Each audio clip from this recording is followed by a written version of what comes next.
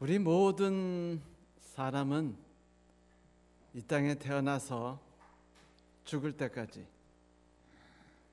관계 속에서 살아가는 관계 중심적인 존재이죠. 우리는 그 사실을 잘 알고 있습니다. 그리고 우리의 삶에는 기본적인 두 가지 관계가 기본으로서 존재하고 있어요. 첫 번째 중요한 관계는 우리와 하나님 아버지와 맺는 수직적인 관계입니다. 그런데 사실 하나님과 관계를 맺는다는 것이 그 말은 한편 쉽고 선물이라 하니까 아주 간단하고 즐거울 것 같지만 막상 관계 속에 들어가면 그것처럼 관계를 유지하기 어려운 것도 많지 않아 보인다는 생각이 들죠. 그 이유는 우리 중 누구든지 하나님과 관계를 맺을 때는요, 오직 하나님께서 내 것이는 조건에 따라서만 하나님께 나갈 수 있기 때문입니다. 그것은 바로 우리가 알다시피 전적인 복종이죠. 신뢰입니다. 그 두 가지가 전제될 때만 하나님께서 우리에게 무한하신 사랑과 우리를 발전시키고 삶을 더 나은 삶으로 이끄는데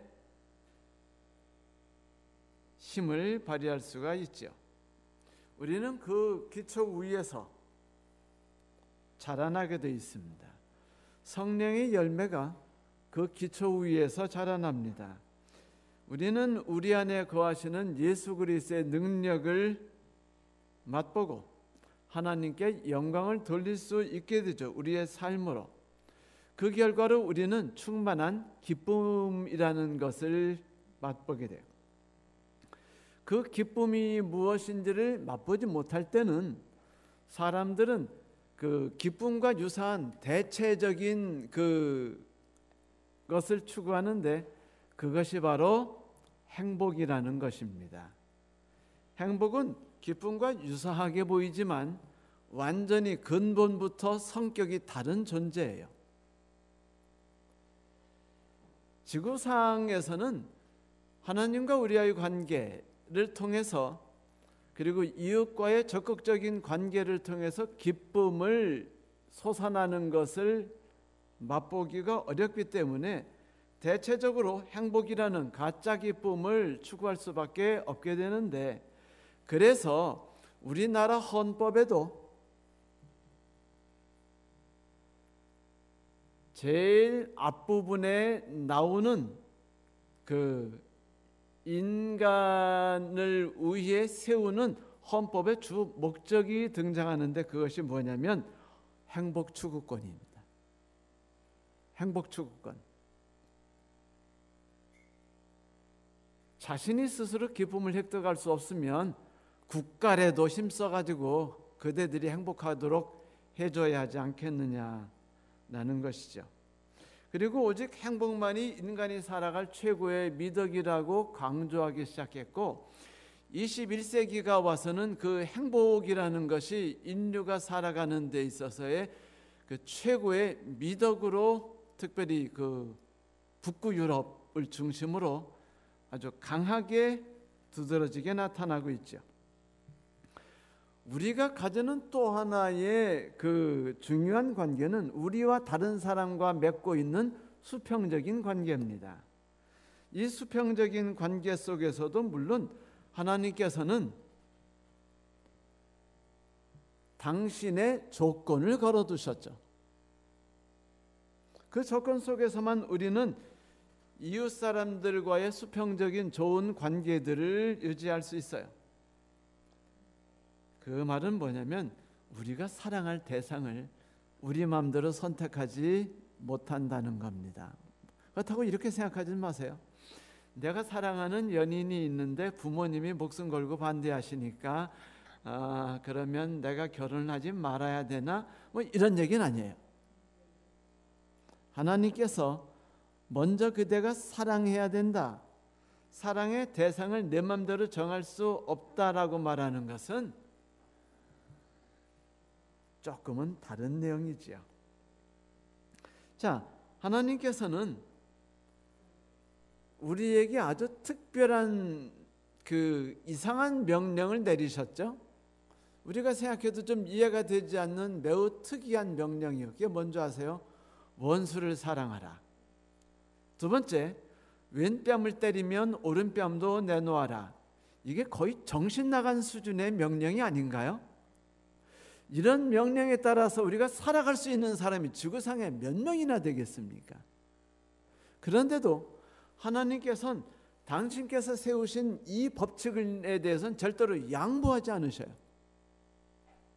원수를 사랑하는 것과 오른뺨을 때리면 왼뺨을 내놓는 것은 무조건 해야 될 너의 권리라고 말합니다. 그럼 우리는 이렇게 말하죠. 아니, 서로 간에 상호 간에 주고받는 게 있는 것이죠.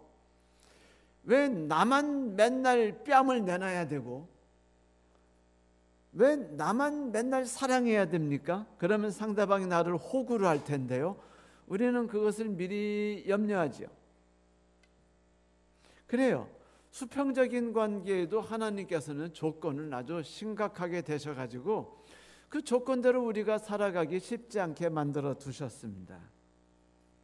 그러다 보니까 사람들이 사람과 사람과의 관계 속에서 맛보는 그 행복, 다시 말하면 내가 줘야만 되는 행복, 그 관계의 행위가 아니라 다른 것을 통해서 대체적으로 맛보기를 바라죠. 그것이 바로 주고받는 행복입니다. 우리가 알고 있는 에로스라든지 필레오 같은 사랑이요. 등가 교환 그 법칙에 의해서 이루어지는 사랑 말입니다. 그것을 통해서라도 행복을 추구하려 하지만 그것들은 불안정한 것이라 우리에게 꾸준하고 안정되게 주고받는 것을 등가 교환 법칙처럼 그렇게 나눠주지 못하는 슬픔이 있다는 것을 인간들은 잘 압니다. 여하튼 하나님은 우리에게 두 가지 관계를 주셨는데 수직적인 관계와 수평적인 관계, 이것들이 한결같이 우리가 지키고 살아가기가 쉽지 않다는 게 문제라는 것이에요. 그럼에도 불구하고 그 인간이 내가 먼저 적극적으로 나서는 관계를 해결하게 하고 관계를 만들어 나가고 관계를 유지하려는 행동은요, 우리 인간의 삶에 엄청난 유익을 준다는 사실은 변함없는 진리랍니다. 인간의 DNA와 수명에 관한 연구를 그 미국 스탠포드 대학 그 엘린 제로니무스 그 교수팀에 의해서 발표된 것에 의하면 DNA 끝에 붙어 있는 그 텔로미어라는 그거 저 잘 모릅니다만 이 텔로미어가 점점 짧아지면 이제 수명이 더 짧아지는 것으로 밝혀졌다는데요. 텔로미어가 각 세포의 분열과 스트레스로 인해서 점점 짧아진대요. 그렇다고 합니다. 그런데 신기한 재미있는 사실은 가난한 사람들이 부자들보다 더 빨리 짧아진대요.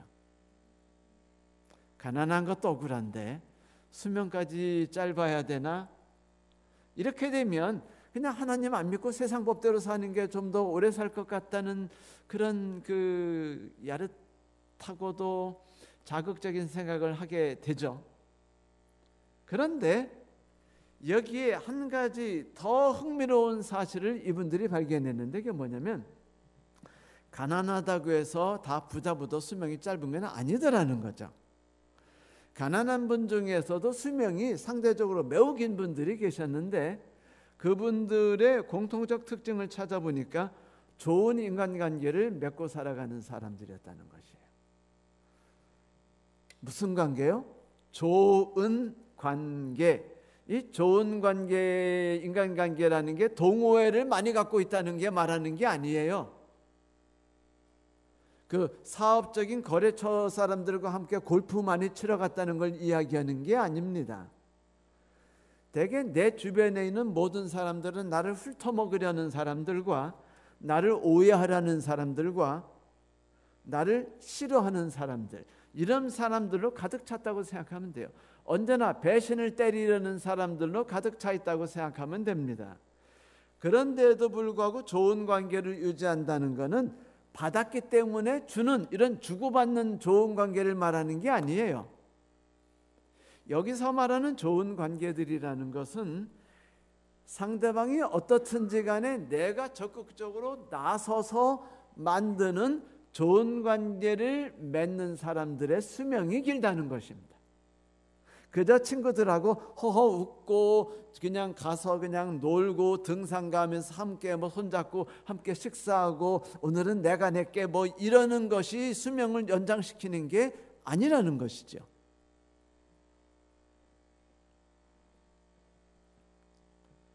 좋은 관계를 유지하는 방법에 대해서도 무지하게 많이 나와요. 그만큼 사람들은 행복보다 더 가치 있는 것이 있다는 것을 알기 때문입니다. 등가 교환의 법칙보다 더 나은 게 있다는 걸 안다는 것이에요. 주변 환경이 내게 무언가를 주어서 얻어지는 만족보다 내가 무언가 만들어 나가는 것이 더 가치가 있고 더 아름다우며 매력적인 것을 아는 사람들이 있다는 것이며 그것을 만드는 방법들을 자꾸 사람들이 만들어내요. 1980년대부터 유명했던 게 뭐냐면요, 방법론이었습니다. How to, 어떻게 하면 좋은 인간관계를 만들까, 어떻게 하면 그 10억 부자가 될까, 당신도 6개월 만에 100억 부자가 될 수 있다. 지난 2년 동안에 이것 때문에 패가 망신한 분들이 얼마나 많은 줄 아세요? 하지만 이런 방법론이 인간관계에서도 방법론이 나왔어요.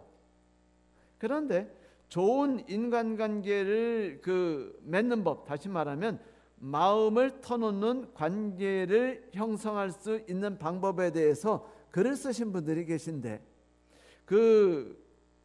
그분들이 충고하는 내용은 하나같이 똑같아요. 첫째, 마음의 소리를 들어주는 사람이 되라. 네가 나서라는 소리입니다. 쉽게 말하면 작은 친절을 베풀면 큰 보답이 돌아온다. 네가 먼저 나서라는 거예요. 상대방이 나서든 나서지 않든 네가 먼저 나서라는 거죠. 이게 바로 데일 카네기가 강조하던 말이었죠. 인생에서 성공하길 원하느냐, 사업에서 성공하길 바라느냐, 비결은 하나다. 그대에 대해서 좋지 않게 대하는 사람, 그대에 대해서 악하게 대하는 사람들에게 선대하라. 그리하면 그대는 축복이 뭔지를 아주 마음껏 맛보게 될 것이다. 이것이 바로 데일 카네기의 인간론의 중심 아닙니까? 이런 관계를 가지는 행동의 공통적 특징이 뭐냐면 다른 사람의 됨됨이를 따지지 말라는 거예요. 그 사람이 내게 주는 대로 보답을 하느냐 안 하느냐 신경 쓰지 말라는 것이죠. 그저 내가 친절을 베풀고 내가 배려하고 내가 그들의 말에 귀를 기울여주면 된다는 것입니다. 이것이 좋은 관계를 유지하는 법이에요. 가만히 들어보니까 성경에서 말하는 그 관계를 유지하는 법과 똑같죠. 십계명의 두 번째 원칙, 이웃을 내 몸과 같이 사랑하라. 네 원수를 사랑하라. 오른뺨을 때리거든 왼뺨을 내놓으라는 얘기와 아주 동일하다는 것을 우리는 알 수 있습니다. 왜 이렇게 살이하는지 모르겠어요. 있잖아요. 하나님께서 좀 인생 쉽게 나가게 하시면 안 됩니까? 예를 들면 우리가 하나님의 놀라우신 것을 받아들였어요. 너무 행복해요. 침례받았어요. 그 다음날 우리가 편안하게 죽었습니다. 얼마나 좋습니까? 인간 대박 아닌가요? 이렇게 하면 다 편안하게 하늘로 다 올라갈 수 있잖아요. 그래요, 안 그래요? 그런데 이상하게 우리가 신앙을 받아들이고 하나님을 맛보고 침례를 받은 다음부터 우리가 뭐를 하기 시작하는 줄 아세요? 고난의 행군을 시작하게 됩니다. 그 고통스러운 인생길을 살아가도록 만들어져 있는 게 참 이상해요.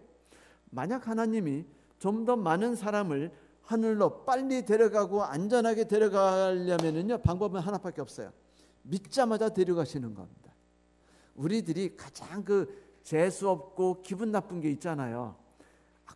내가 볼 때 가장 악독한 사람이 아주 세상 마음대로 살아가다가 죽기 직전에 하나님 믿어가지고 고백하고 죽는 거, 그거 막 듣기만 해도 막 소름 끼치고 화가 나지 않으세요? 그러면서 한편은 부럽지 않으세요? 나도 저런 인생을 살 수 있으면 얼마나 좋을까. 그러면 뭐 성령을 맛보는 방법, 당신도 40일만 기도하면 성령을 맛볼 수 있다, 뭐 이딴 거 책 안 봐도 돼요.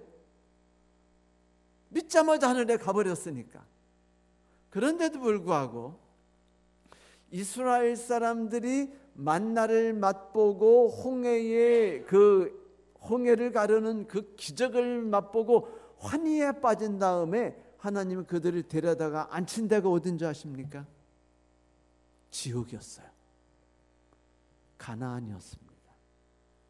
원수가 득실거리는 곳, 아무도 나에게 우호적인 사람들이 없는 곳에 가나안에 떨구어 놓으셨어요. 그리고 비겁하게 모세는 죽어버렸어요. 하늘로 미리 올라갔습니다. 가나안에서 같이 고생했으면 덜 욕할 텐데 이 모세님께서 같이 고생하지 않고 먼저 하늘로 가버리셨네요. 이런 배신, 이렇게 생각할 수도 있다는 겁니다. 그냥 깊이 생각하다 보면. 그래서 이 가나안의 삶이 그 고통스럽다는 걸 우리는 다 알아요.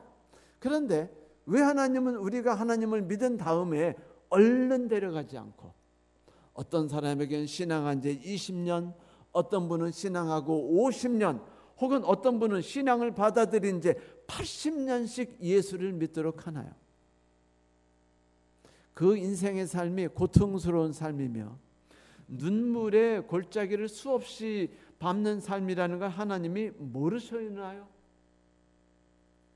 아니에요. 하나님이 그것을 너무도 잘 아시죠. 그러나 하나님께서 그 일을 하시는 것은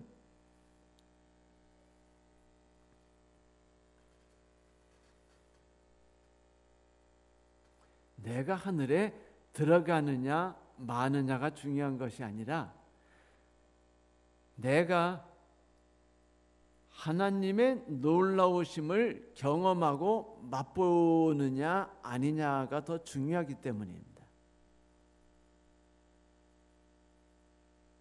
이것을 쉽게 보여줄 수 있는 예증이 하나 있어요. 이 동생이 살인자가 돼가지고 감옥에 갇혔습니다. 형이 주지사에게 타협을 해가지고 사면권을 받아냈어요. 형이 동생을 찾아갔습니다. 그래서 이제 면회를 했어요. 동생한테 그랬습니다. 얘야, 제임스, 만약 네가 사면을 받고 나간다면 너는 무엇을 하고 싶니? 형이 물어보니까 동생이 말하기를, 안면을 찡그리더니 즉시 대답하기를, 만약 내가 살아서 이 감방을 나간다면 첫째, 나에게 사형 언도를 내린 판사놈을 잡아가지고 죽여버릴 거야. 두 번째, 나를 재판에 증인으로 섰던 놈이 있지, 그 놈을 반드시 죽여버리고 말겠어. 그러자 형이 그냥 나갔습니다. 사면권을 집행하지 않았어요. 그것은 아들이, 내 동생이 사면되는 것이 중요한 것이 아니라 행복한 곳, 죽음이 없는 곳, 슬픔이 없는 곳, 늙어 죽지 않는 곳에 도착하는 것이 중요한 것이 아니라 내가 나 자신을 어떻게 가꿀 수 있는가, 능력을 갖고 있는 것, 스스로 기쁨을 만들어낼 줄 아는 사람인가 아닌가가 더 가치가 있고 중요하다는 것을 형이 알았기 때문이었죠. 미국의 카네기 연구소에서 조사한 바에 의하면 재정적으로 성공한 사람의 15%는 기술의 능력이 뛰어났기 때문이래요. 그리고 15%는 남보다 능력이 뛰어났기 때문이랍니다. 그리고 85%는 좋은 관계를 맺는 능력이 뛰어났기 때문이랍니다. 지옥에서라도 부자가 될 수 있다는 거죠. 뭐만 하면? 좋은 관계를 맺을 줄 알면. 하나님이 우리에게 원하시는 것은 우리에게 그저 돈을 던져주려고 하시는 것이 아니라 우리가 돈을 만들어낼 줄 아는 사람이 되길 바라는 거예요. 행복을 우리에게 퍼붓기를 원하시는 것이 아니라 우리가 기쁨을 만들어낼 줄 아는 사람이 되기를 바라시는 겁니다. 하나님은 이미 그걸 다 훈련시킬 준비가 되셨어요. 하나님은 우리를 그렇게 인도하실 수 있는 자신이 있고 수없는 사람을 그 길로 이끄셔서 성공하신 분이십니다. 그분이 지금 우리를 그 길로 이끌려고 하시죠. 이런 삶이 수명 건강에도 도움을 준대요. 그 줄리안 룬스타트 교수가 말하기를 대인관계가 부족한 사람은 하루에 담배 15개 가피를 피는 것과 같다라는 말을 하기도 하셨어요. 결국은 네가 그렇게 살아가니까 내가 너한테 잘하지 않는 거지 라고 말하는 것만큼 수치스러운 얘기가 없다는 겁니다. 우리 그리스도인의 사회에서. 물론 가끔은요 친구하고 전화하면서 내가 저 왼수 때문에 못 살아라고 전화할 수는 있어요.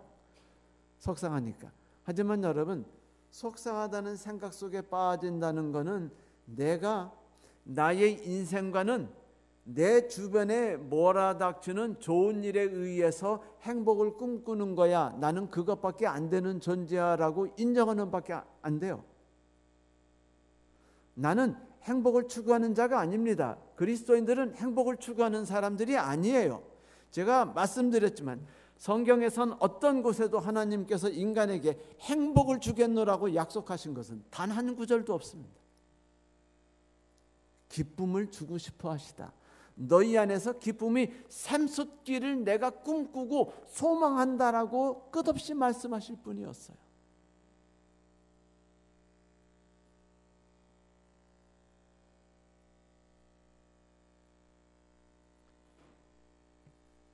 상대방이 어떤 존재냐가 중요한 것이 아니고 하나님이 정하신 규정에 따라서 내가 상대방과 어떻게 관계를 맺느냐는 것이 매우 중요하다는 것을 말씀드리려고 하는 것이죠. 십계명은 그래서 만들어진 것입니다. 여러분, 하나님이 우리 안에서 일하기를 원하신다는 거 잘 아시죠? 하나님은 우리 안에서 활동하시는 것을 좋아하셔요. 하나님은 우리 안에서 활동하심으로 하나님이 영광받기를 바라십니다. 우리의 삶이 풍성해지기를 원하셔요. 우리가 아름다운 열매를 맺는 자가 되기를 바라십니다. 우리의 삶이 찬란하게 꽃피는 것을 바라셔요. 그래서 우리 안에서 일하시면서 우리와 함께 일하시면서 우리를 끝없는 성장을 하게 하고 더 나은 것으로 올라가기를 간절히 원하시죠. 그런데 우리 안에서 일하실 수 있는 유일한 방법은요, 두 가지밖에 없어요. 하나는 하나님 앞에 복종하고 그분을 신뢰하고 붙잡고 매달리는 것이며, 또 하나는 나에게 잘 대하지 않는 사람들에 대해서 선대하려고 애쓰는 삶 속에서만 하나님이 일하실 수 있다는 겁니다. 제가 자주 말씀드리지만 관이 한쪽이 막혀 있으면 물은 흘러갈 수가 없게 돼 있어요. 하나님이 우리 안에서 역사하길 바라신다면 방법은 하나밖에 없어요. 하나님과의 통로를 열 뿐 아니라 이웃과의 통로도 여세요. 그래야 하나님이 영광을 받으시고 하나님이 역사하신다는 걸 세상 모든 사람들이 볼 수가 있는 겁니다. 우리는 이렇게 생각하죠. 왜 나만요? 왜 내가요? 라고 말하죠. 아니, 남편이 저따구로 행동하는데 왜 내가 먼저 나서가지고 선대를 해야 됩니까? 그래서 우리는 이혼을 하고 이혼할 때 사유를 뭐라고 쓰죠? 성격차. 세상에 성격차가 어디 있습니까? 어차피 남자와 여자로 만들어진 순간부터 차이가 생겼어요. 남자, 여자지 않습니까? 애초부터 서로 간에 살아가는 방법은 절대로 같지 않게 만들어졌어요.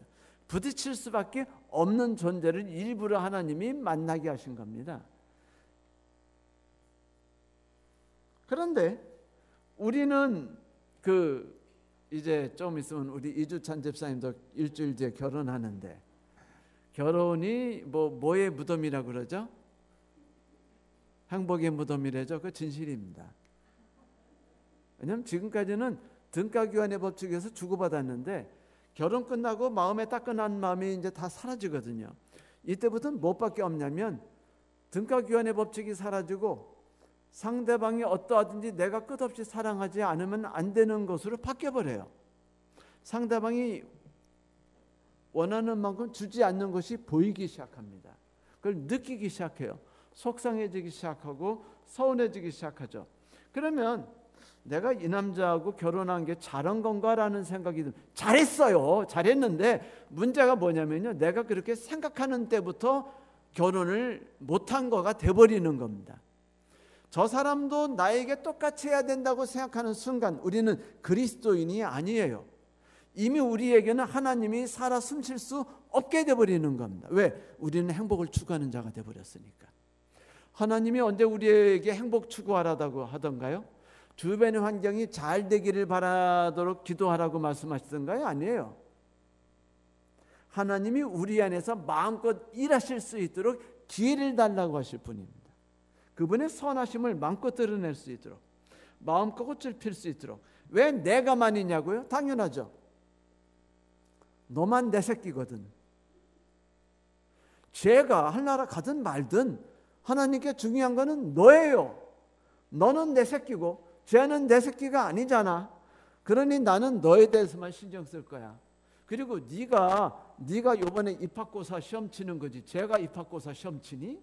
그러니까 나는 네가 올바로 살아가는지 올바로 살아가지 않는지 시험을 칠 수밖에 없어. 네가 이 코스를 잘 칠 수 있는지 어려운 코스 만들어가지고 내 앞에다 갖다 놓을 수밖에 없고, 그리고 네가 원수를 사랑하는지 안 하는지 연습을 통해서 나를 붙들고 매달릴 수 있도록 하기 위해서 내 안에는 내가 왼수를 만들어 줄게. 이렇게 되는 거예요. 그래서 우리는요, 어쩔 수 없이 이것이 진리라는 걸 압니다. 첫째, 남편은 왼수입니다. 진리입니다.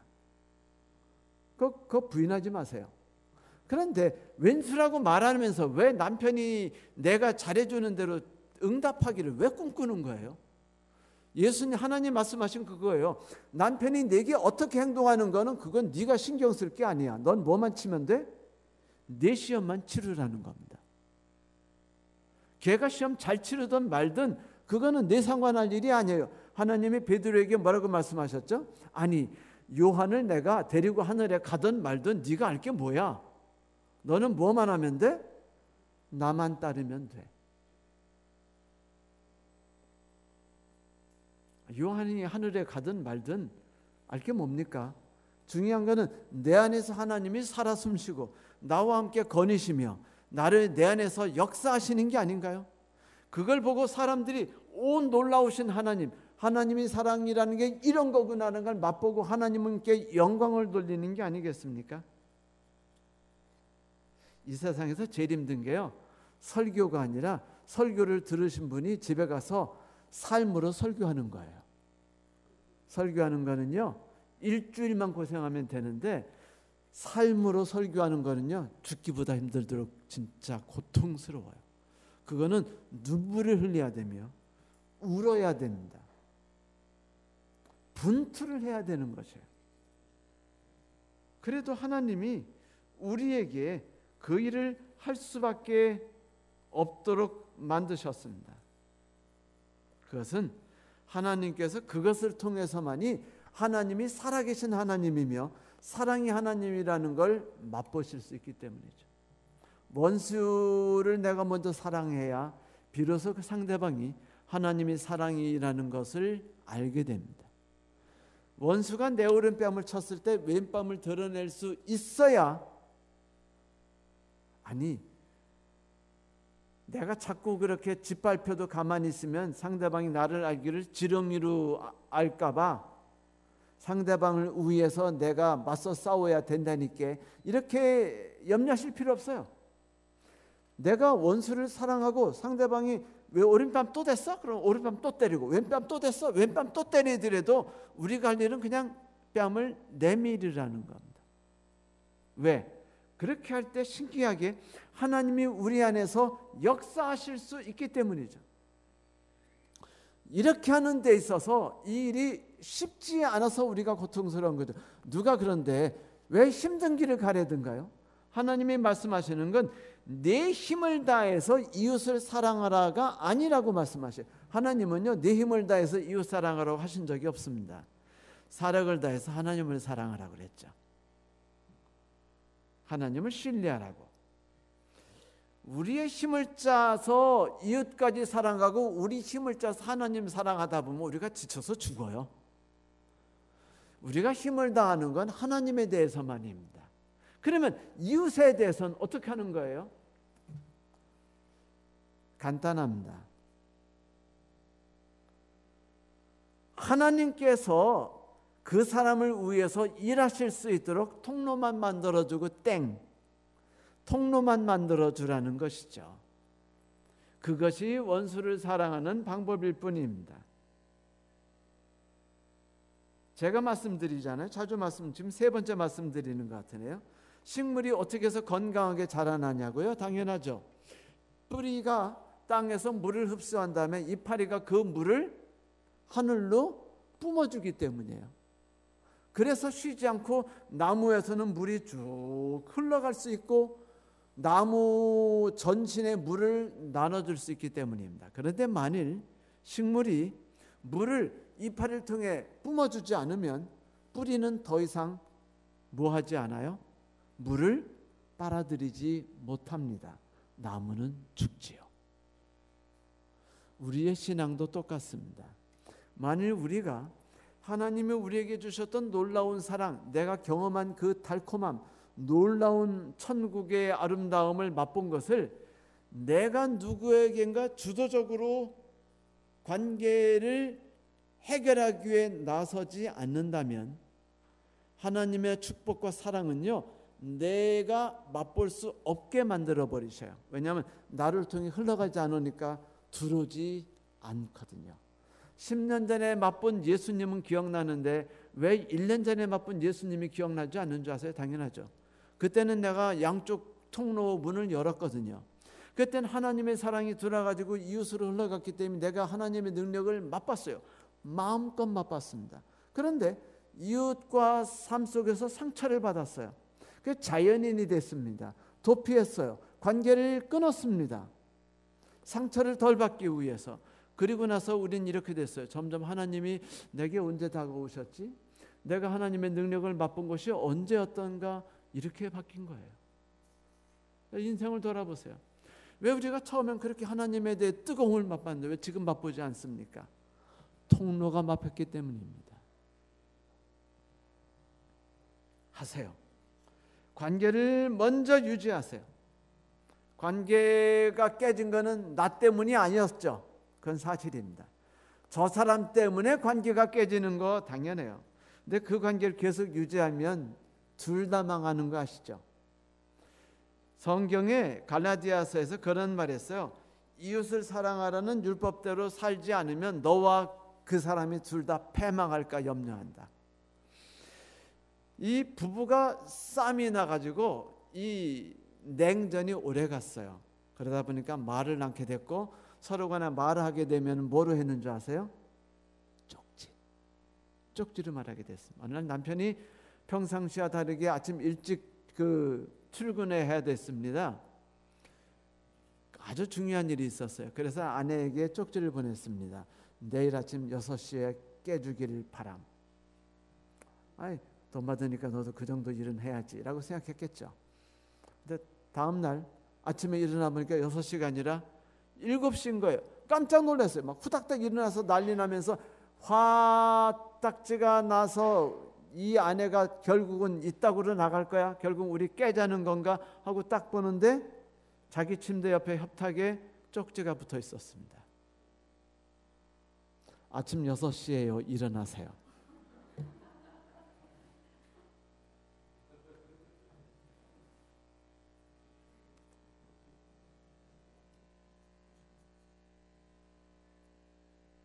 성도 여러분, 그리스도인은요 일반인이 아니에요. 그리스도인은요, 기적을 만드는 사람입니다. 그리스도인은 일반인이 아니에요. 그리스도인은요, 불가능한 것을 하는 사람들입니다. 그게 우리가 세상 사람과 다른 거예요. 우리가 원수를 사랑함을 통해서, 그러면 이 깨진 것을 어떻게 회복할까요? 먼저 이렇게 시작합니다. 내가 그동안에 너와 관계가 소원하게 됐어. 미안해.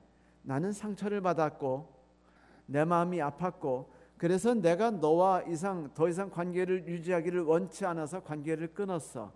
그런데 내가 하나님의 말씀을 읽다가 느꼈는데 너와 내가 이런 관계를 갖는 것을 하나님이 좋아하지 않으셔. 미안해. 내가 너에게 선한 마음을 품지 못하고 적극적으로 너와 좋은 관계를 맺기 위해서 애쓰지 않아서 미안해. 내가 네게 관심을 베풀지 않아서 미안해. 내가 네게 먼저 손을 내밀지 않아서 미안해 라고 하라는 것이죠. 상대방이 거기에 대해서 이렇게 생각할지 몰라요. 그러면 그렇지, 네가 잘못했지 내가 잘못했니? 분명 그렇게 생각할 거예요. 그러나 그 신경 쓰지 말라는 거. 분명한 건 내가 사과한 건 뭐에 대해 사과했죠?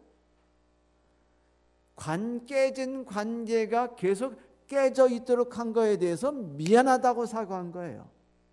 이 무너진 다리가 연결되지 않고 계속 무너져 있는 상태로 놓은 것을 미안하다고 한 겁니다. 그것을 사과한 거예요. 그리고 적극적인 의지를 표하는 겁니다. 지금부터 내가 하고 싶은 일이 하나 있어. 나의 하나님이 내게 능력을 주시고 은혜를 주셨어. 나는 너와의 부서진 관계의 다리를 회복할 거야. 무너진 관계를 다시 회복하려고 이제 애쓸 거야. 하나님이 나와 함께 하시기를 빌어. 나를 용서해 주겠니? 그동안 너에게 적극적으로 함께하지 않은 것, 왼뺨을 쳤을 때 오른뺨을 내지 않은 것에 대해서 용서해 주겠니? 라고 말하라는 겁니다. 쉬워 보여요? 쉽습니다. 알고 보면 쉬워요. 왜냐하면 진정한 사과는 안 했거든요. 거기에는요, 네가 잘못했어, 내가 잘못했어 따지지 않았어요. 그래 안 그래요? 뭐만 했습니까? 관계가 끊어진 거에 대해서 마음이 아파. 관계가 끊어졌을 때 끊어진 다리를 이으려고 적극적으로 행동하지 않아서 미안해라고 말했을 뿐입니다. 내가 이제부터 그 관계가 다시 연결되도록 나의 삶을 다해서 사력을 다해 일할 거야. 난 이제부터 너희 말에 귀를 기울이려고 애쓸 거고, 밥을 먹을 때 맛있다고 감사하다고 말할 것이며, 그리고 언제나 고맙다 미안하다고 말할 거야. 이것이 다리를 놓는 것이라면 내게 필요한 것이 무엇인지 모르지만 매일 아침마다 너에게 필요한 것이 무엇인지 하나씩은 생각하도록 노력할게. 우리 관계가 다시 회복될 수 있도록 노력할 테니 바라봐 주겠니? 라고 말하는 것은 하나도 힘들지 않습니다. 하나님께서 내게 그렇게 하라고 밀어붙이셨어. 난 하나님의 말씀에 따라 그리하기를 소망해. 이렇게 해서 하나님을 내가 맛보기를 바라고 너도 맛보기를 소망한단다. 그래요. 이것이 하나님이 우리에 대해서 꿈꾸는 것이죠. 이렇게 하면 십계명이 다 완성되는 거예요. 성경이 뭐라고 그러죠? 살인하지 말라, 가늠하지 말라, 그 외에 여러 가지 계명이 있을지라도 이 모든 계명은 사랑하라는 명령하에서 다 완성된다. 네, 아멘.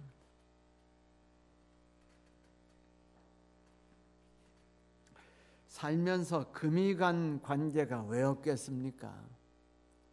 우리는 상처를 받는데요. 우리는 고통받지 않습니까? 우리는 억울한 일을 당하지 않습니까? 우리는 배신을 받았지 않습니까? 그러나 성도 여러분, 등가 교환의 법칙대로 살지 마십시오. 하나님이 먼저 우리를 위해 십자가에 달려 돌아가시지 않았나요? 하나님이 당신의 생명으로 우리를 값으로 사지 않으셨습니까? 그분이 먼저 하셔서 우리를 죽음에서 구원하셨듯이 그분이 우리에게 네가 먼저 세상을 바꾸는 일을 나와 함께 시작하자라고 권하십니다. 성도 여러분, 일을 함께 해보지 않으시겠습니까? 죽음의 땅에 생명이 솟게 만드는 거예요. 꽃이 피게 만드는 겁니다. 열매가 달리도록 만드는 겁니다. 이건 오직 하나님을 받아들인 나만 할 수 있는 것이에요. 하나님은 지금 나만 바라보십니다. 내가 먼저 파괴된 무너진 관계를 회복하기는 것을 하나 바라보고 계셔요. 여러분, 우리는 어떻게 해야 할까요? 오늘 말씀 마치겠습니다. 감사합니다.